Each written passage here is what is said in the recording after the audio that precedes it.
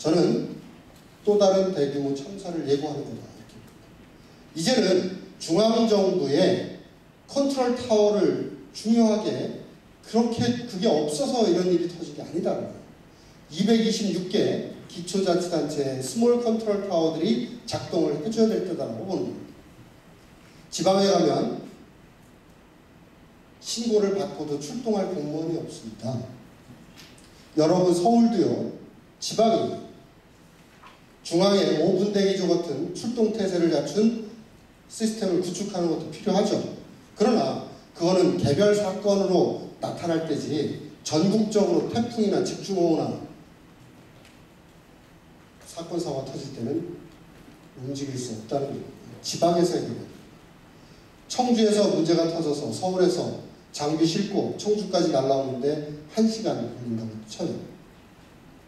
그 시간이면 다 골든타임 다 놓치고 다 죽는 시간이다 이렇게 보시면 돼요. 그래서 이제는 반복되는 잘못된 후속 대책으로부터 새롭게 국가혁신 차원에서의 지방자치단체 중심의 재난관리 시스템 구축이 필요할 때다 이렇게 말씀드릴 수 있습니다.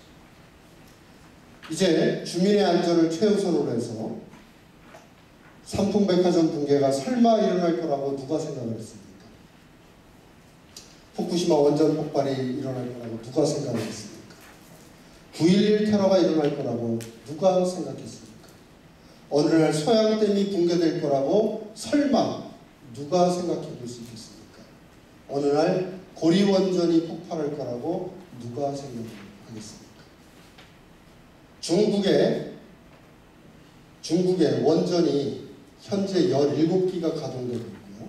조만간에 플랜드 계획이 완료된 원전까지는 77개입니다. 그 중에 하나가 터지면요. 한반도 전체를 방사능 낙진이 뒤덮는 데 걸리는 시간이 얼마나 걸리겠습니까? Within 3 days. 이건 제가 주장하는 게 아니라 한국 원자력 안전기술원에서 발표한 겁니다. 중국의 원전이 폭발하면 3일 내에 한반도 전역이 방사능이 됩니다. 고리원전이 설계 수명 30년입니다. 37년째 운항되고 있습니다. 대한민국에 있는 23개의 원자력 발전소에서 발생하는 사고가 120건 이상인데 단 하나의 고리원전 1호기에서 발생하는 사고율이 25%입니다. 2012년 2월 10일 날 고리원전이 후쿠시마급 폭발 직전까지 갔습니다. 아무도 몰랐습니다. 한 달이 지난 3월 8일 날 고리원전 직원들끼리 술자리에서 터질 뻔했다며 하는 소리를 그 옆자리에서 술 먹고 있던 식사하고 있던 부산시의회 김수근 의원이 듣고 정보공개 청구를 해서 세상이 바뀌어진 거예요. 원자력 안전기술 완벽하다고 주장하면 믿겠습니다. 여기 차관님도 와 계시니까요. 전 믿겠습니다. 그렇다면 위기관리학자로서 저는 이걸 요구하고 싶어요. 다 믿을 테니 후쿠시마 원전 폭발 터지고 나서 반경 30km 이내에 있는 주민 다 소개시켰습니다. 이베케이션 다 대피시켰습니다. 체르노빌 원전 폭발 후에 반경 30km 이내에 있는 사람들 다 소개시켰습니다. 최악의 경우에 원전이라는 것은 적군의 폭격에 의해서도 터질 수 있고 태풍에 의해서도 터질 수 있고 자연재난에 의해서 터질 수 있다는 거예요. 기술상의 오류뿐만이 아니고 그랬을 때에 고리원전 1호기 반경 30km 이내에 있는 340만 명을 어디로 어떻게 대피시킬 건지 플랜을 가지고 와라 라고 안행부에서는 원자력 안전기술을 요구해야 됩니다. 340만 명을 어디로 대피시킬 건지 어떻게 플랜이 없어요. 안전하니까 믿어달라고 합니다. 올해 집중호우 때 태풍 때요 고리원전 1호기 또 스탑됐습니다. 물이 들어간 거죠. 이제는 고리는 멀어서 여기 서울은 안전하다라고 생각하지 마세요. 제가 그래서 중국의 원전이 터지면 3일 내에 대한민국 한반도 전체가 남북한 전체가 방사능 물질로 뒤덮인다는 걸 말씀드립니다. 이제는 우리 문제입니다. 우리 문제. 우리의 생존 문제입니다. 소양댐 붕괴 가능성이 있다는 보도가 나온 게 벌써 9년 됐습니다. 2005년도 동아일보에서 수자원공사 비밀문건 보도를 했거든요.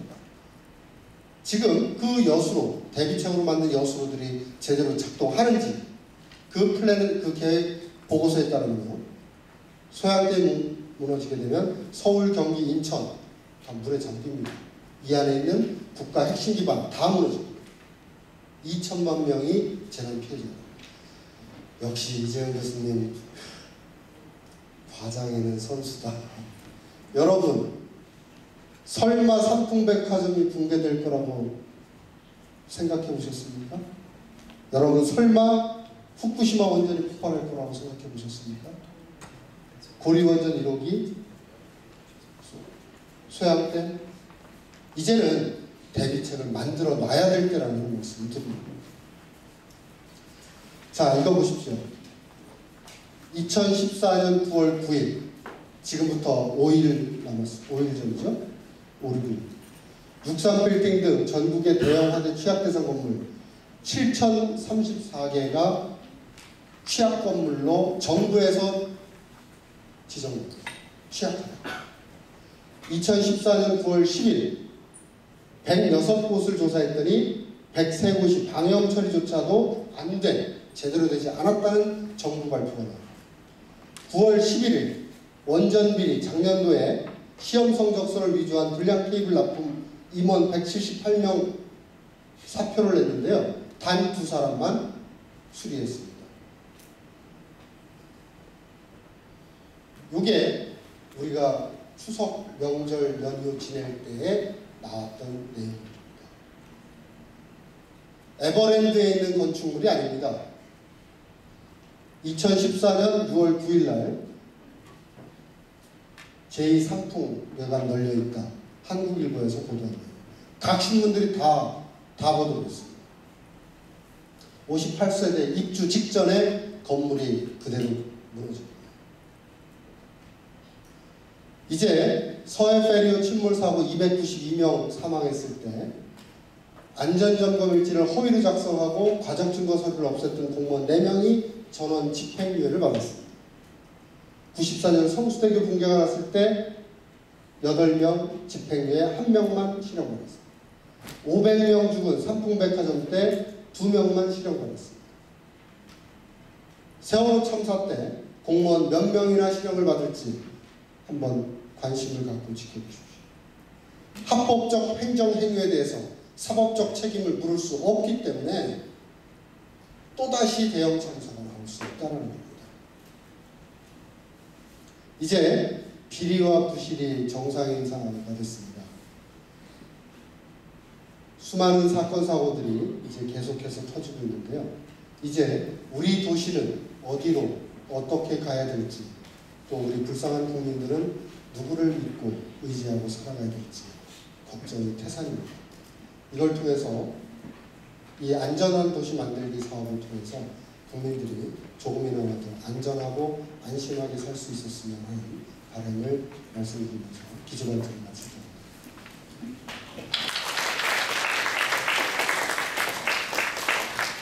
네, 이재용 교수님 감사합니다. 위기관리는 인간의 존엄성을 존중하고 구현하는 과정이다라는 말씀을 꼭 기억해야 될 것 같습니다. 다음은 세 분의 주제 발표가 이어지겠습니다. 지금 조금 시간이 지연이 됐는데요. 가능하시면 20분 정도로 주제 발표를 해주시면 감사하겠습니다. 첫 번째 발표는 안전한 도시 공간을 위한 정책 방안이라는 주제로 서울연구원의 신상영 연구원님께서 발표해 주시겠습니다.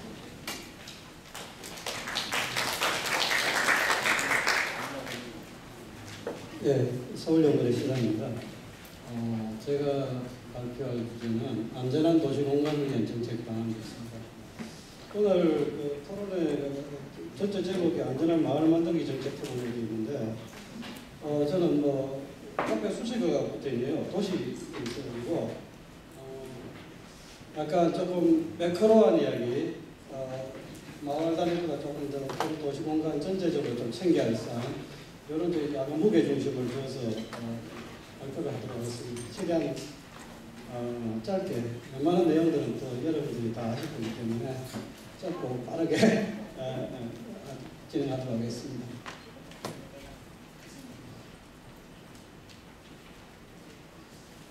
도시와 안전의 중요성들이요. 이건 세상 말을 들어도 있을 것 같습니다. 안전은 이제 시민들의 삶에 대한 핵심적인 가장 기본적인 거죠.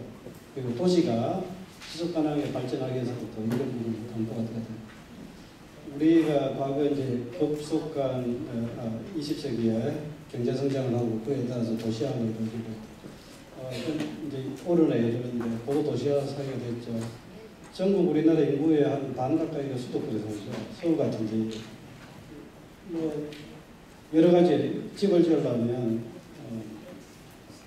사람들을 몰려들고 주택은 공부에 여러 가지 인프라가 공급돼야 되는데 이런 것들이 뭐 땅값은 금싸라기 값이죠.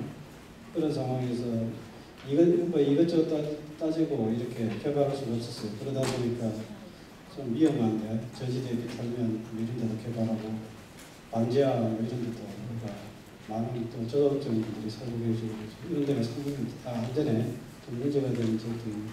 21세기에 와가지고 좀 우리가 먹고 살만하고 그랬으니까 과거의 개발연대에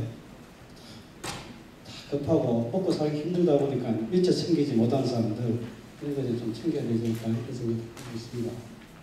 그래서 오늘 제가 이제 발표할 내용은 주로 이제 일상생활에서 발생하는 각종 재난 사고 현황의 특성을 간략하게 살펴보고 안전한 도시 환경을 만들기 위한 이제 국내의 사례들 몇 가지요.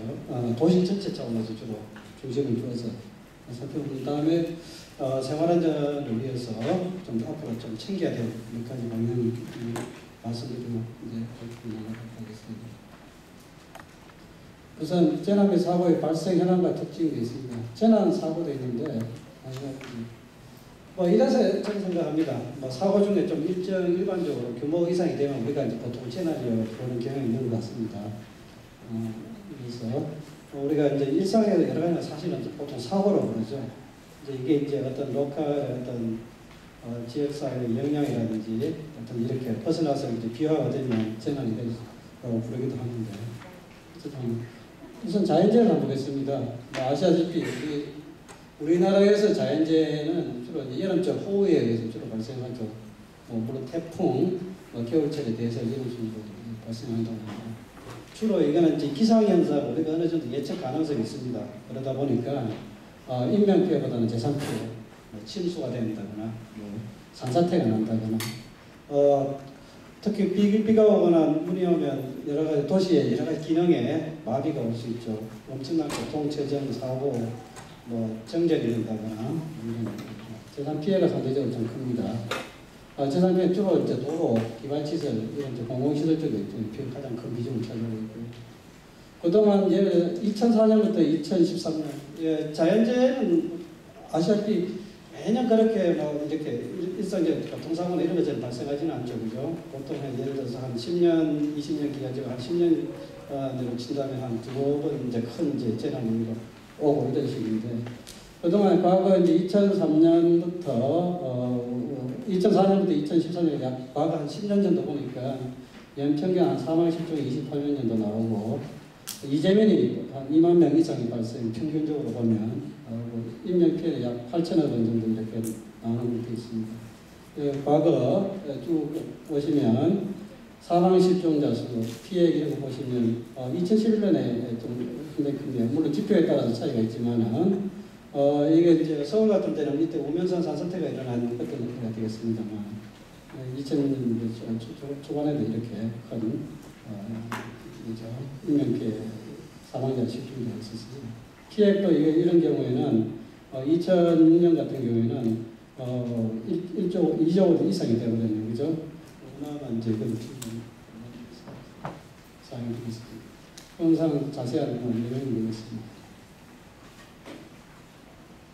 인적재난 및 생활안전 사고도 있습니다. 소방방재청에서 재난연감이라고 이제 매년 발표를 하는데 이게 2012년까지 현재 되어 있습니다.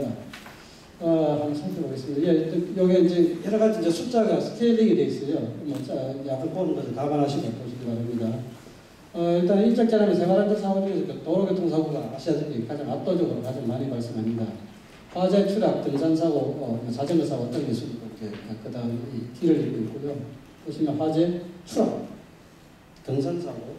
어제 뉴스에도 뭐 등산 가을철 되니까 사량이 많아서 보도를 많이 봤습니다만, 최근에 자전거 사고, 자전거 이용이 일어난다고 좀 나왔습니다.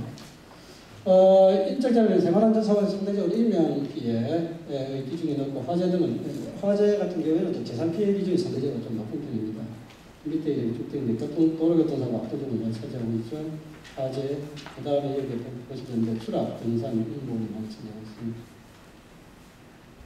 2010년에서 12년 과거 약 한 3년 기간 중에 되겠죠. 도로교통사고는 연평균 22만 4천 명 정도 연평균 사고가 발생, 22만 4천 건 정도의 도로교통사고가 발생해서 35만 명 이상의 이제 사망 부상자가 발생했다 이렇게 되어 있습니다. 그래서 사망 부상이라고 하는 건 예컨대 한 5주 이상의 어떤 치료를 요하는 저희는 부상을 입은 상황이 되겠습니다. 그래서 그런 사람들이 좀 청구해줍니다. 범죄를 한번 보겠습니다. 범죄는 워낙 종류가 많죠. 우리가 이제 도시 공간의 측면에서 볼 때 도시 환경의 어떤 주민들의 삶의 질, 범죄에 대한 불안감 할 때 보통 일반적으로 5대 강력범죄라고 이제 보통 통계에서 집계를 합니다. 살인, 강도, 강간, 강제추행까지 포함해서 절도, 폭력, 5대 범죄라고 보통 이 부분을 집계를 하는데 이걸 중심으로 살펴보면 보면 이제 지속적으로 이것들이 이제 약간 스케일링이 돼 있어요. 그래서 참가적으로 계속 꾸준히 늘고 있죠. 그래서 약 40만 건, 2000년대 초에는 40만 건 정도는 지금 60만 건이 넘어가고 있습니다. 그래서 그런 지속적으로 증가하는 추세고 5대 범죄죠. 폭력과 절도가 96% 이상 대부분 차지하고요. 성폭력 범죄, 강간, 강제추행이 되겠는데 이게 가장 이제 가장 이제 꺾이는 증가 추세를 보이고 있어요. 그래서 2003년, 2012년 사이에 보면 약 3배 이상 좀 증가하는 그런 상황입니다. 물론 이제 신고 자체가 과거보다는 또 신고 의식이 더 투철해서 그런 부분도 있는 것 같습니다만 그런 특징이 있습니다. 그래서 5대 강력 생활 범죄는 연평균 54만 건 이상이 발생하고요. 이 중에 폭력이 절도, 강간, 강제추행 이런 것들이 차지하고 있습니다. 그래서 일반적인 특성을 간략하게 좀 굉장히 매끄러운 수준으로 각각의 재난 사고의 특징이 각각의 이제 어떤 발생 원리와 피해의 어떤 특성이 있기 때문에 싸잡아서 이야기하는 측면이 있으나 큰 일반적인 특징을 보면 어쨌든 가장 중요한 것은 이제 어떤 재난 사고 측면에서 안전 측면에서 중요한 것은 일단은 도로교통사고 문제인 것 같습니다. 그렇지만 자연적 계절성을 가지고 있는 거죠. 여름철 풍수의 침수, 산사태, 붕괴 등이 주된 형태인데 아시다시피 최근 기후변화라든지 이런 상황, 저지대, 도시 공간은 그 방면 저지대, 비타민, 지하철 결합의 취약성이 높다. 이제 이런 측면이 중요한 취약 위험 요인데 취약 요인이 되고요. 인적재난, 생활안전사고는 도로교통사고 가장 큰 비중을 차지하는데 인명 피해율이 상대적으로 좀 높다는 거. 화재는 물론 이제 재산 피해 큰 비중을 차지합니다. 이런 것은 아시다시피 이제 우리가 도시사회에 이제 들어서면서 이제 21세기에 이제 고도의 또 도시화 사회가 됐어요. 이제 그러다 보면 도시 공간 자체가 워낙 기본적으로 우리가 이제 고밀화돼 있고 또 그 와중에 또 노후화되어 간다. 도로교통사고 같은 경우는 특히 또 이제 횡단보도를 교차로 이런 데서 많이 발생해요. 단독주택가, 단독 다가구, 다세대 주택, 밀집지역 이런 데서 많이 이제 발생합니다. 그런 특징을 가지고 있다. 이런 점들이 좀 어떤 주된 위험 요인 내지 취약 요인도 있고요. 범죄 같은 경우에 폭력과 절도 가장 큰 비중을 차지하는데 성폭력 범죄가 가장 급격히 증가하는 그런 특징을 보이고 있다. 주로 이런 범죄는 서로 공범들 이른바 모상에서 많이 발생합니다. 그리고 또 지역별로 보면 여성이라든지 전소득층, 떠내기 1인 가구라든지 이제 어떤 이런 밀집지역, 단독 다가구 주택가 주로 야간에 많이 발생하고요. 아시다시피 주말, 토요일에 서울시 이제 자료를 보면 토요일 날 가장 많이 발생하고 다음 일요일, 다음에 금요일입니다. 그래서 사실 주말 방법이 이렇게 상당히 중요하다는 그런 특징이 있었습니다. 아시다시피 또 이게 또 한편은 우리 도시사회라는 게 고도로 이제 개인화되고 익명화돼 있죠. 어떤 커뮤니티가 우리 공동체의 실력이 약화, 오늘 이렇게 마을 만들기는데 중요한 어떤 사실은 컨셉 자체가 커뮤니티 이런 용어가 되어 있는데 그런 게 약한 특징이 있다 보니까 이제 범죄라든지 여러 가지 사고가 들어설 처리할 그런 기회와 여지를 좀 만들게 되는 거죠. 뭐 그런 것은 다른 주제 발표자분께서 다시 이제 발표를 하시겠습니다만. 그동안은 이제 안전한 도시 환경을 조성한 추진 사례에서 뭐 수도 없이 많죠, 사실은요. 일부만 하죠. 국내에서 보면 중앙정부 주도가 지원의 형태로 이렇게 되는 것도 있습니다. 과거 안전행정부터 안전도시 시범사업이라는 게 있었어요.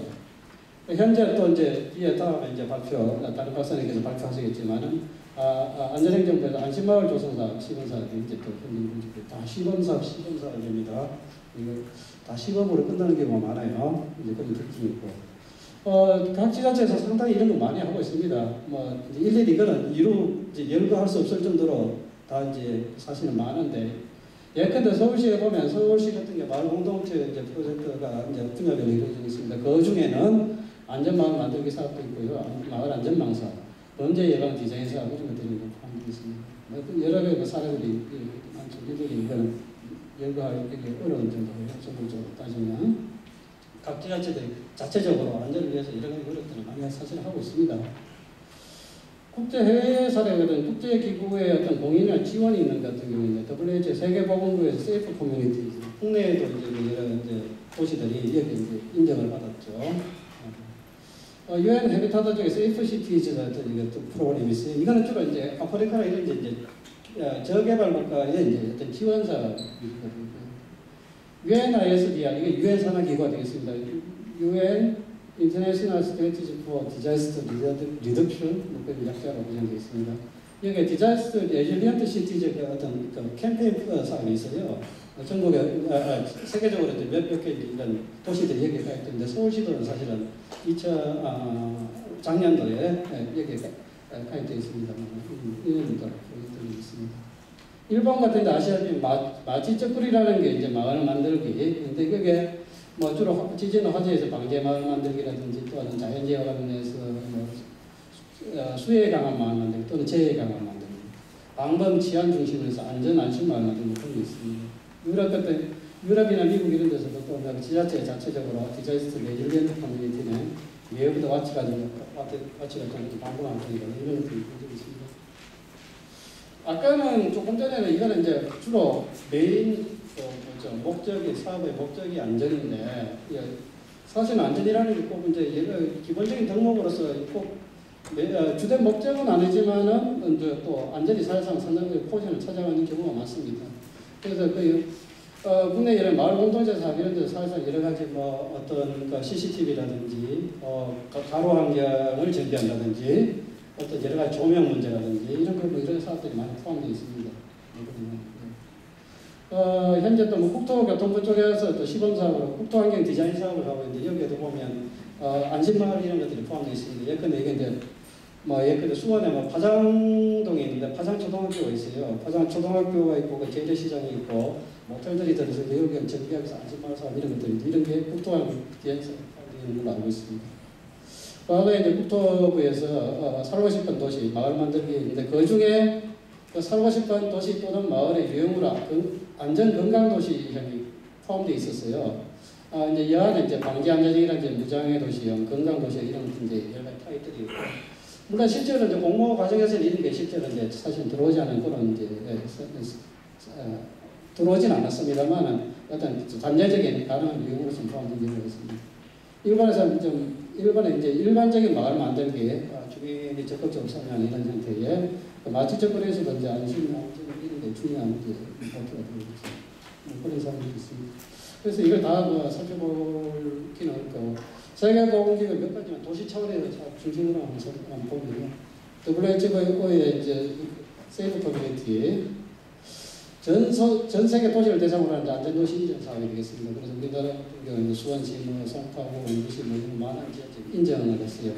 그러면 이제 여기에 이제 인정을 하기 위해서 여러 가지 이제 해당 리ኳ이어먼트들이 있죠. 의무 요건들이 있고 그 요건을 갖춰야 되고 이런 상황인데 아래는 이제 수원시에서 이게 세계보건기구에서 하다 보니까 요 같은 경우에는 안전이라는 용어가 사실은 이게 또 쓰기 나름 그런 게 있어요.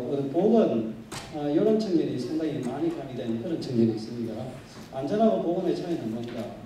질병에 대해서 안전한 것은 안전인가 여러 가지 우리가 이제 여러 가지 있어요. 그죠? 개념적인 논의가 있을 수도 있겠는데 위생 환경제 어떤 보건 이런 측면이 상당히 좀 강조된 인절이에 대한 이런 측면들 이런 것 중에 상당히 강조된 특징이 있습니다. 그래서 뭐 세계 이런 뭐 도시들 뭐 민간 주로 이제 도시 차원에서 이루어지는 민간 중심 또는 이제 민간의 파트너십, 민간 간의 파트너십 이런 것들이 이제 상당히 중요한 특징이 되겠습니다. 이제 물론 국내에서는 이제 반주도 좀 측면이 좀 강하다는 이런 것입니다. 과거 행정안전부 때 안전도시 시범사업이 있었죠. 그래서 9개의 시범사업에 대한 선정해서 지원한 사례가 있습니다. 그래서 강원도 행성이라든지 전북, 익산, 대구, 동구, 대구 여러 가지 시군구 차원에서 이루어지는 것들이 되겠습니다. 그래서 여러 가지 사업들이 있습니다. 요거에 대한 사람도 직접 우리 이제 관여하신 전문가분들이 있기 때문에 나중에 토론에서 이런 또 경험도 말씀드릴 기회가 있을 것 같습니다. 그래서 사업들이 있었고 제가 이제 서울연구원에 있다 보니까 서울시에 관련된 몇 가지 최근에 이제 사례를 몇 가지 하면 안전도시와 관련해서 관련된다는 걸 보면 사례를 한번 보면 올해 안전관리 기본계획이라는 걸 만들었어요. 제가 사실은 뭐 직접 이제 영역을 해서 상당히 이제 예를 보는 상황 그런 연구가 되었었는데 그래서 어쨌든 안전관리 기본계획이라는 걸 만들었는데 이게 이제 과거 보통 지자체 차원에서 재난의 안전관리 기본법이 있습니다. 그 안에 보면 이제 그 국가 지자체에서 수립하는 이제 계획이 뭐냐면 국가 차원에서는 안전행정부 주도로 국가 안전관리 기본계획이라는 걸 보통 수립해요. 그게 보통 이제 목표 기간이 5년 정도 됩니다. 그러면 각 정부의 부처, 지자체에서는 지역의 어떤 안전관리 계획을 수립하는데 이게 매년 단위로 수립해요. 그러다 보니까 어떠냐면 중장기 어떤 종합적인 플랜이 없는 지자체 입장에서는 그런 문제가 발생해요. 물론 중앙정부 국가안전관리 기본계획 5년 단위 기본계획을 수립한 그 틀 속에서 지자체에서 매년 이제 안전관리 계획을 수립한다는 이게 자체도 맞는지만은 또 지자체 도시 입장에서는 또 어떤 중장기적인 비전을 가지고 통합적으로 하는 그런 맛이 적었다. 주로 재난 중심으로 더 이루어졌다. 그렇다 보니까 지자체 차원에서 좀 중장기적인 어떤 비전과 목표, 그에 따라서 통합적으로 종합적으로 하는 좀 기본계획이 필요하지 않느냐, 마스터 플랜이 필요하다. 그래서 이것이 실된 계획이 되었습니다. 물론 이것도 이제 당초에 그런 야심만만하게 출발했는데 실제로 이제 뭐 재난 중심으로 좀 때는 약간 그리고 또 시민들의 어떤 입장, 체감 이런 걸 강조했는데 이제 결국은 광주도 이제 계획이 될 수밖에 없었던 상황인데 상당히 나름대로 의미 있는 그런 이제 계획을 만들었다. 그런 생각이죠. 뭐 잘 아시다시피 서울시에 마을공동체 사업이 있고 그 안에 이제 안전마을 사업도 포함되어 있습니다. 그래서 예컨대 2014년, 14년 현재 이제 시범 사업이 현재 진행 중인데 이제 시범지역 2개소를 선정해서 현재 추진하고 있습니다. 그래서 여기에 보면 포함되는 프로그램들이 이제 기본 프로그램, 어떤 자유문제, 각각 지역 특성에 따라서 이루어진 프로그램, 거의 소프트웨어, 하드웨어적인 사업일 수도 있고, 그런 포함해서 그런 사업들이 현재 이루어지고 있습니다. 또 범죄 예방 디자인, 다른 이제 또 교수님께서 섹티드에도 발표하시겠지만, 범죄 예방 디자인 사업에 의해서 어떤 주택가라든지 학교 이런 데서 이제 범죄 지역을 선정해서 섹티드 사업을 추진했습니다. 이게 아래에는 이제 염리동 사실 차주 이제 사실 그런 데는 사례가 되겠습니다. 이거는 이제 단독 다가오고 이런 밀집한 주택가로서 이제 좁은 골목길 여러 가지 그런 좀 범죄에 취약한 측면이 있었습니다. 그래서 그런 상황이 되었고요. 또 한편으로 또 서울에는 젊은 여성들의 인구 비중이 높습니다. 젊은 아가씨들이 큰 도시를 좋아하나봐요. 그래서 상대적으로 서울은 20대 미혼의 여성 비율이 상당히 높고 매년 사실은 급격하게 증가하고 있습니다. 그러다 보니까 여성안전특별시 이런 프로젝트가 있습니다. 그래서 이런 거에서 경찰들과 협력해서 여러 가지 이것도 많이 들었을 겁니다. 뭐 홍방문 서비스라든지 무인택비한 최근에는 뭐 심야버스까지 여러 다채로운 사업들이 포함되고 이거는 또 주제별로 지역의 특성에 따라 여성 안전마을에서 특히 싱글 여성 이런 분들이 많기 때문에 그런 사업들이 이루어지고 있습니다. 일본에 이제 한번 사진 보면요. 일본의 도시안전 마취 접근을 보면 여러 가지가 있습니다. 일본에서 방제라는 것은 주로 지진 화재 중심으로 이루어지는 경향이 있습니다. 그래서 방제 마을 만들 때는 주로 지진 화재가 이루어지는 거고, 재해 강한 마을은 이런 용어로 지자체가 다르게 쓸 수 있는 자연재해 주로 위주로, 또 안전 안심 마을 만들기 이런 게 이건 주로 방금 지원 중심으로 이루어지는 경향이 있습니다. 아래는 이거는 이제 방제 도시 만들기, 방제 마을 만들기 같이 계획의 사업에 체결되겠습니다. 그래서 처음에 이제 위험도 평가를 일단 도대체 뭐가 위험한지, 얼마나 위험한지, 왜 위험한지 여러 가지가 파악이 돼야 되겠죠. 그런 정보는 이제 평가를 정례적으로 평가를 해요. 그러면 도시 전체 차원에서 방제, 이제 지역 방제 계획 법정 계획이 있고요. 또 이제 방제 도시 만들기 이 법정 약간 그런 성격입니다만은 이런 이제 계획이 도시 차원에서 수립되고, 도시 차원에서 전체 해야 될 사항, 각각 이제 취약 지역에 이제 위험도 평가해야 되죠. 취약 위험 지역이 나오겠죠. 또는 지구 레벨 각각 있고해서 이제 어떤 예를 들어 이것들은 이제 지진재해가 발생되는 일본의 밀집시가지 뭐 이런 데 정비라든지 여러 가지, 아니면 주민들의 자조적인 어떤 우리가 주민 참여 지금 주민 어떤 이런 부분이 강조되는 부분입니다만, 여러 가지 마을 만들기 사업들이 이제 이루어진 그런 계획과 사업의 이제 프로세스를 우리가 사실은 앞으로 안전도시장을 약간 참고하는 부족이니까 말씀드립니다. 안전안심마을 마취 접근이 이건 주로 이제 방금 치안에 대한 사항들이고, 근데 이건 다양한 용어를 씁니다만은 도쿄도 같은 게 안전안심 마취 접근의 이런 조례를 만들어서 어떤 지원, 공공에서 지원에 대한 근거, 또 그리고 여러 가지 어떤 취약 지역에 어떤 취약계층, 취약 지역을 고려해서 여기에 뭐 주택가, 뭐 도로공원, 산업시설, 학교 등등 여기에서 어떤 방문성을 향상하기 여러 가지 사업들은 그런 쪽으로 말씀드리겠습니다. 몇 가지 문제점 사례를 한번 보면요. 도시안전에 관한 중장기 목표 설정과 체계를 추진하는 어떤 종합적인 기본계획이 부재하다. 아까 뭐 제가 서울시 도시안전 기본계획 의견에 대한 말씀 드렸습니다만, 안전에 관한 도시 차원에서의 중장기 계획이 보통은 잘 없어요. 물론 도시 기본계획 이런 거 할 때 이제 방제 부분에 대한 계획이 있는데 보통 보면 그냥 다른 데 그냥 뺏기 쓰는 수준이죠. 안전에 대한 독자적인 어떤 기본계획은 없다고 보시면 되겠습니다. 도시 차원에서는.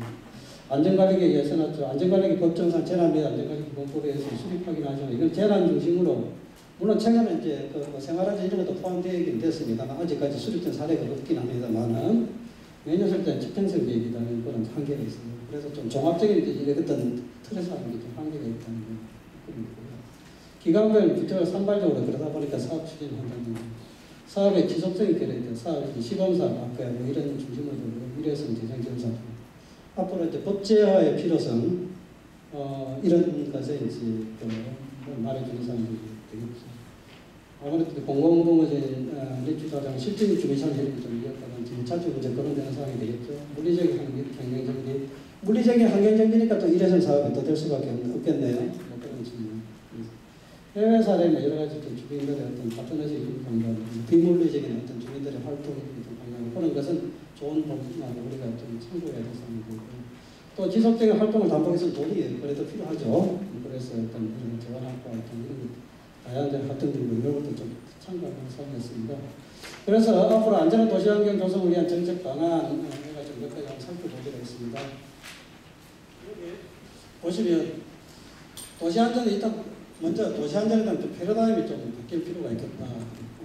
그렇게 있습니다. 그래서 지금까지 아까 청와님께서도 말씀하셨지만 지금까지 무슨 재난 대형 어떤 위기, 재난 일정 규모의 중요하죠. 왜냐 이거는 워낙 대규모 인명 피해가 있죠. 그렇지만 이벤트가 자주 발생하는 건 아니잖아요. 대부분 사실 90% 이상은 매일 수억에 반복되는 그런 사건들이에요. 그게 대부분 차지하죠. 그러니까 앞으로는 좀 상시적인 안전관리 이런 게 좀 나갈 필요가 있습니다. 도시 차원에서 보면 종합적인 그런 어떤 중장기 어떤 그런 계획이 없이 이루어지다 보니까 좀 개별적으로 산발적으로 좀 이제 이루어지고 있어요. 그러다 보면 좀 통합적으로 좀 협력적으로 좀 할 필요 있겠다. 현재까지는 아무래도 이제 사고가 발생하면 이제 우리가 여러 가지 활동을 하죠. 물론 사고는 다 100% 막을 수는 없습니다.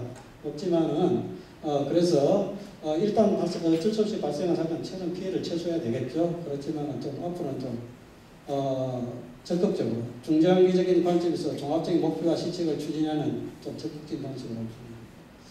반주도의 안전관리, 물론 국가와 지자체의 중요한 역할이 시민들의 안전을 담보하는 겁니다. 그게 본연의 목표입니다. 어떤 임무예요.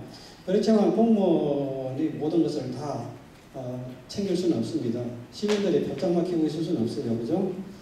지금까지는 우리가 사고가 발생하면 계속 우리가 이제 뉴스에서 성토장이 되죠. 도대체 국가는 뭐 했는지 이제 성토장이 되는데, 사실 그럼 시민들은 뭐 했는가 한번 생각해 볼 필요가 있습니다. 그죠? 지역 실정을 가장 잘하는 분은 역시 시민들이에요. 그죠? 그래서 시민과 함께하는 그런 걸 좀 공개되고 있다. 지금까지 이제 공공에서 이제 또 관주도 하다 보니까 피지컬한 하드웨어적인 사업, 어떤 구조적 사업이라고 그러죠. 이런 것 좀 위주로 될 수밖에 없는데, 앞으로는 좀 여러 가지 비구조적인, 비시설물적인 주민 활동, 오늘 이제 안전마을연도 그런 일환으로서 되고 있습니다만, 이런 점을 할 필요 있겠다. 좀 빨리 진행하겠습니다. 먼저 일단은 안전을 담아야 돼요. 도대체 뭐가 우리가 안전한지, 안전하지 않은지, 왜 안전한지 그에 대한 파악이 돼야 됩니다. 이게 보면 좀 단편적으로 현재 되고 있어요. 그래서 도시 위험도의 평가를 좀 정례적으로 실시해서 활용할 필요가 있겠다. 그건 이제 여러 가지 관련 계획을 반영하고 또 시민들한테 정보 공개도 하고 이런 게 좀 종합적으로 되는 그런 측면이 좀 강화될 필요가 있다. 현재 이게 단편적으로 분야는 뭐 예를 들어 풍수해라든지 이런 식으로 이제 상달적으로 되고 있어요. 그런 식으로. 아까 말씀드렸지만 도시안전에 대한 중장기 기본계획이 마련될 필요가 있겠다. 그래서 10년 내지 20년 기간에 정책 방향 목표를 제시하는 도시안전에 대한 핵심 과제를 이제 전략과 실책들 종합적으로 제시하는데, 요게 현재는 이제 아까 말씀드렸듯이 현재는 국가안전관리 기본계획에서 이제 각 지자체에서는 매년 수립되는 안전관리계획이라는 게 있어요. 그 중간 단위의 어떤 가교적인 도시 차원에서의 어떤 중장기 계획이 필요하지 않느냐는 게, 그거는 이제 실제로서는 이제 재난 안전관리 기본법 계획 체계에 대해서 약간의 전반적인 검토와 함께 이루어져야 될 사항이 아닌가 싶습니다.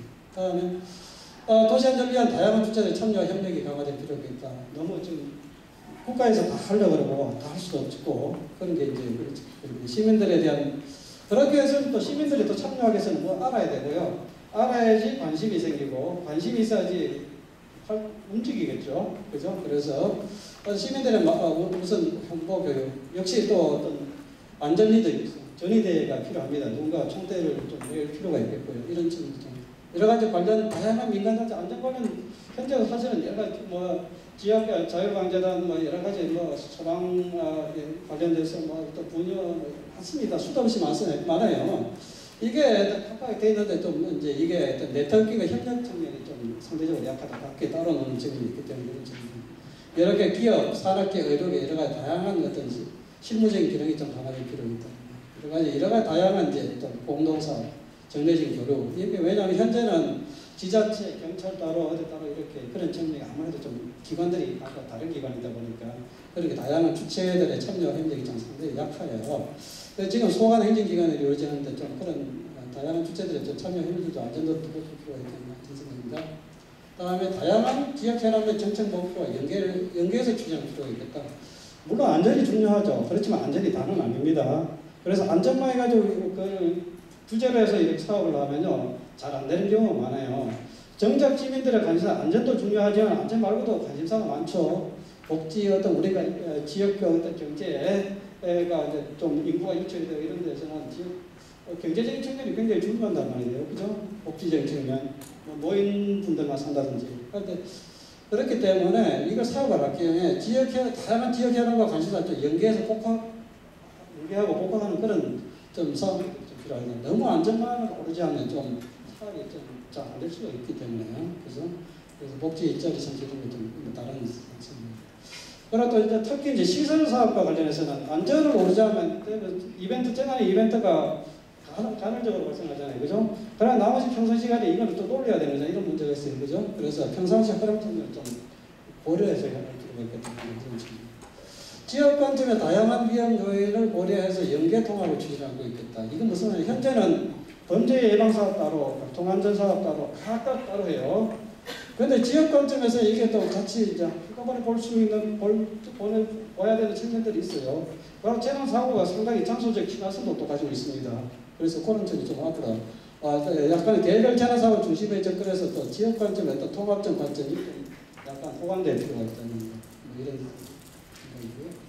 다음 유사한 이야기가 되겠습니다만 면계전에 종합적 일체적 정리가 필요하겠다. 지금까지 뭐 방제 사업하면 기반 시설, 뭐 하수도, 뭐 하천, 뭐 펌프장 이런 식으로 이런 데뭐 오르자 다른 거 그러면 다 나머지는 다 발생된다 이런 식이잖아요. 그렇지만 앞으로는 어떤 지역의 입장에서 기반 시설, 토지용, 건축, 주민활동 여러 가지 협력 이런 것도 종합적으로 이루어지는 그런 그런 측면이 좀 강화될 필요가 CCTV 뭐 조명등 이런 것만 하고 이제 끝나면 너무 피지컬하고 이런데 너무 이런 다른 측면까지 같이 해야지 효과가 더 극대화되지 않겠습니다. 다음에 도시 안전을 위한 도시계획 제도와 관련해서는 도시기본계획, 도시관리계획에 방점의 안전계획이라는 게 있습니다. 그런데 이게 굉장히 명실상부하게 제대로 된 계획이 안 되고 있어요. 이걸 또 공간계획 자체도 강화하고 또 공간계획적 측면도 좀 강화할 필요가 있거든요. 현재 여러 가지 뭐 지구 다리계획에 대해서 용적 여기저기 이런 것들이 있는데 이런 거를 할 때 이쪽에 어떤 안전 측면에서 이게 좀 그런 점이 좀 어떤 제어가 돼야 되는데 그와 오래된 역시 비판된 이런 데서 건축 규제가 완화되고 이런 측면이 있어요. 그런데 안쪽에 이런 안전 측면이 좀 이런 데 보완될 필요가 있다. 과도한 용도 혼재 중에 용도 지역 세분은 이거는 좀 약간 생뚱맞은 이야기 같습니다만 거의 뭐 서울 같은 데 다른 도시도 마찬가지로 일반적으로 대부분을 차지해요. 이게 용도 지역 부분에 실익이 없습니다. 그래서 이 지역에 다 중고 사고 막 이런 것이 혼재되어 있죠. 이런 것은 우리가 범죄라든지 여러 가지 이제 사실은 사고들이 많이 발생합니다. 그러다 보니까 이런 데좀 정비할 필요가 있습니다. 여러 가지 특히 기성시가지, 서울 같은 기성시가지에서는 지구다리계 개발 전기사업 이런 게 있는데 이런 적극적으로 하기 어려워요. 이런 것을 좀 이런 전기사업이라든지 지구다리 이런 쪽에서 좀 면적으로 종합적으로 전개하는데 좀 위한 해소의 기회로 좀 적극적으로 활용하자는 거. 용도지구로서 여러 가지 또 안전과 관련해서 여러 가지 용도지구가 있습니다. 방제지구를 포함해서 이게 또 추가적인 이제 아무래도 용도지구가 오버레이로 더 쉬워지니까 이게 아무래도 인기 없고 주민들이 좀 싫어하죠. 또 구체적인 가능성이 크니까. 그렇지만 앞으로도 이걸 좀 활성화실 필요가 있겠다. 그래서 그 규제보험 인센티브 여러 가지 다양한 정비 이런 거 개발해서 좀 정비하는 그런 측면이 좀 개선이 됩니다. 그래서 뭐 매점말 되는데요. 좀 시간 관리가 잘 안 되네요. 어쨌든 이게 뭐 안전한 시민들의 삶을 도시가 어떤 지속 가능의 경쟁력하는 핵심적인 삶이죠. 근데 이게 이제 다 돈이 들어요. 허관날 큰 재난 같은 게 허관날 발생하는 것도 아니고 이제 그런 측면이 있어요. 그래서 상당히 이제 비용 부담을 해야 되는 그런 측면이 있는데 이제 그동안 우리가 이제 성장의 논리 먹고 살기 바쁘고 성장하다 보니 경제 발전 도시화에 그걸 따라가기도 바쁘다 보니까 그런 게 좀 미처 챙기지 못한 부분이 있습니다. 앞으로는 좀 이제 장기적으로 그런 데 이제 좀 뭐죠.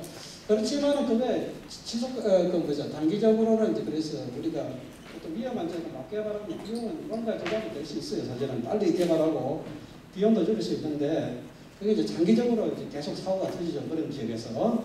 서울에 이제 상습 침수 지역들 보면요. 보면 과거에 저지대 이런 데 개발했는데 그 펌프장 이런 거도 근본적인 해소가 안 됩니다. 계속 그렇게 장기적으로 계속 돈을 먹고 있는 거예요. 그 당시에는 그런데 개발하기 쉬웠죠. 그죠?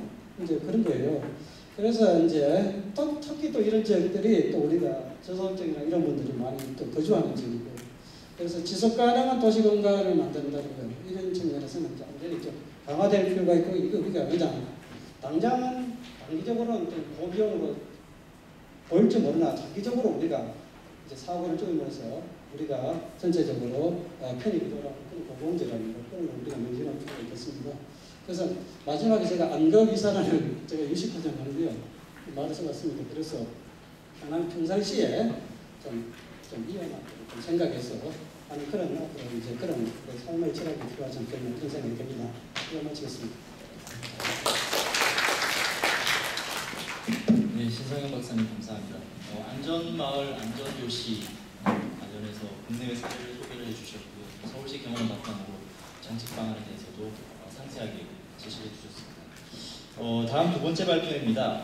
주민주도형 안심마을 시범사업의 성과와 과제라는 주제로 건축도시공간연구소의 김은희 부연구위원님께서 발표해 주시겠습니다.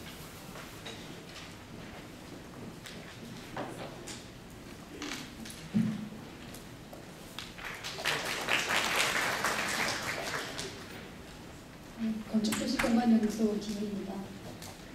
앞서 이재원 교수님과 신상현 박사님께서 안전 사회를 구축하기 위한 사회 책임과 인식 제고에 대한 부분 그리고 정책적인 방향에 대해서 말씀을 주셨고요.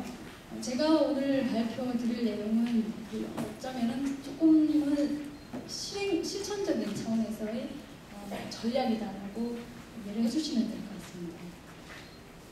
오늘 주제는 현재 아래인구에서 시행하고 있는 주민주도형 안심마을 시범사업의 성과와 과제라는 제목으로 발표를 하도록 하겠습니다.